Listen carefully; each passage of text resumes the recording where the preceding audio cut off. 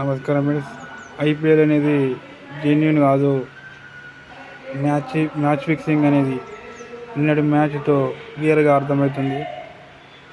2 ఓవర్లు వేసి 8 రన్లు ఇచ్చిన, అంటే ఓవర్కి 4 చొప్పున రన్లు ఇచ్చిన బౌల్డ్కి 2 ఓవర్లు ఇవ్వడమైంది. ఓవర్కు 10 నుంచి 12 రన్లు ఇచ్చిన బౌలర్స్కు 4 ఓవర్లు ఇవ్వడమైంది. దీన్ని బట్టి అర్థమవుతుంది ఐపీఎల్లో పైసా తప్ప జెన్యూన్ గేమ్ లేదు. మ్యాచ్ ఫిక్సింగే అంతా పైసల కోసమే ఆడుతున్నారు. క్రికెట్ అనేది ఒకప్పుడు మనకు ఎంత ఇష్టమో దాన్ని మొత్తం ప్రమోషన్ చేశారు, పైసల మెయిన్ చేశారు. క్రికెట్ అనేది ఇప్పుడు జెన్యూన్గా క్రికెట్ చూసే ఫ్యాన్స్ కానీ ప్లేయర్స్ కానీ లేరు.